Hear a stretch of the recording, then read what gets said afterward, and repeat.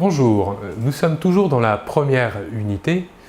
Je vais vous expliquer maintenant la conjugaison des verbes s'appeler ou bien encore du verbe parler.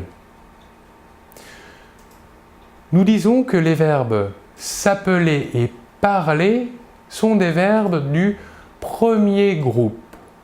Pourquoi du premier groupe? Parce que leur terminaison à l'infinitif se termine en ER et que leur conjugaison est régulière. Je veux tout de même vous montrer que le verbe s'appeler a une conjugaison régulière, mais qu'il inclut dans cette conjugaison une modification orthographique. Je vais vous l'expliquer ensuite. Autre différence entre le verbe s'appeler et le verbe parler, nous avons vu les différents pronoms.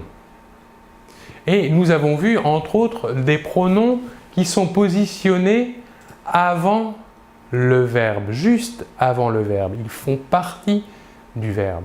Nous avons parlé du verbe se présenter.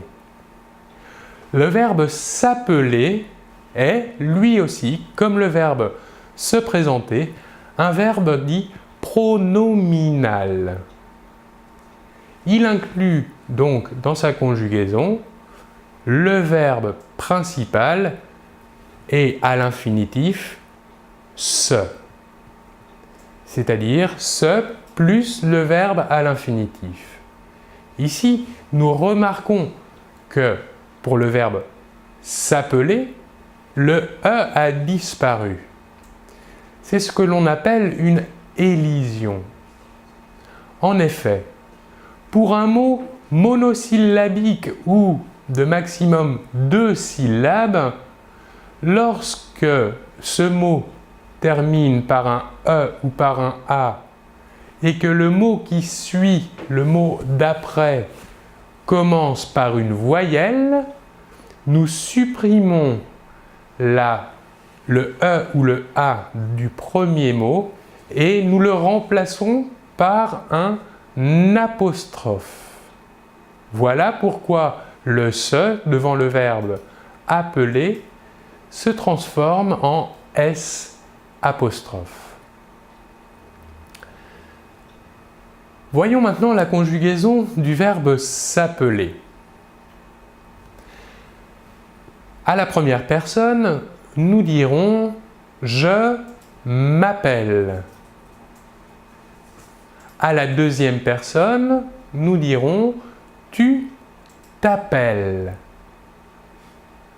À la troisième personne, il s'appelle ou bien elle s'appelle pour le féminin ou encore on s'appelle.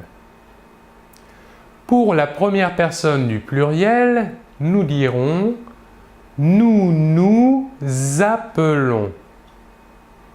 Que remarquons-nous ici? Nous faisons une liaison entre le S final du deuxième nous et le verbe appelons. Nous nous appelons. Pour la deuxième personne du pluriel, vous vous appelez. Et enfin, pour la troisième personne du pluriel, il, elle s'appelle. Nous voyons ici la modification orthographique du verbe s'appeler au présent. Pour les trois premières personnes du singulier, nous doublons la L. Ainsi que pour la troisième personne du pluriel. Par contre, pour la première et la deuxième personne du pluriel, le L n'est pas doublé.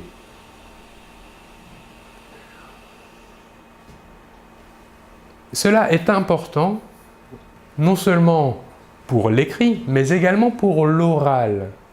En effet, le E suivi de double L se prononce est, alors que le E suivi d'un seul L se prononce E. Je vais vous répéter la troisième personne du singulier et la première personne du pluriel. Nous dirons « il s'appelle ».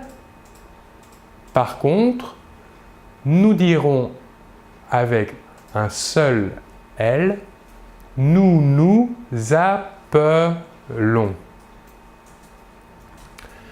Voilà pour le verbe « s'appeler ». Passons maintenant à un verbe plus simple, le verbe « parler ». Je parle, je parle. À la première personne du singulier, nous dirons donc « je parle ». À la deuxième personne du singulier, nous dirons « tu parles ». À la troisième personne du singulier, nous dirons « il parle » pour le masculin, « elle parle » pour le féminin et « on parle » pour un groupe de personnes. Que remarquons-nous? La prononciation du verbe est exactement la même pour la première, deuxième et troisième personne du singulier. Pour la première personne du pluriel, nous dirons « nous parlons ». Pour la deuxième personne du pluriel, « vous parlez ». Et enfin, pour la troisième personne du pluriel, nous dirons « il parle », « elle parle ». Pour la troisième personne du pluriel, nous remarquons que le verbe se prononce de la même manière que pour les trois premières personnes du singulier. Voilà pour la prononciation et les explications. Remarquons, comme nous l'avons dit avant, que les verbes s'appeler et parler sont des verbes du premier groupe qui se terminent en ER à l'infinitif. Je vais vous montrer ici rapidement les terminaisons des verbes du premier groupe qui se terminent en ER à l'infinitif. Pour la première personne du singulier, que faisons-nous? Nous quittons ER à l'infinitif et gardons la racine, les lettres qu'il reste. Et qu'ajoutons-nous? Nous ajoutons un E. Pour la deuxième personne, nous ajoutons à cette même racine ES. Pour la troisième personne, E. Pour la première personne du singulier, nous ajoutons ONS. On. Pour la deuxième personne du pluriel, nous ajoutons EZ qui se prononce E. Et enfin, pour la troisième personne du pluriel, nous ajoutons à cette racine ENT.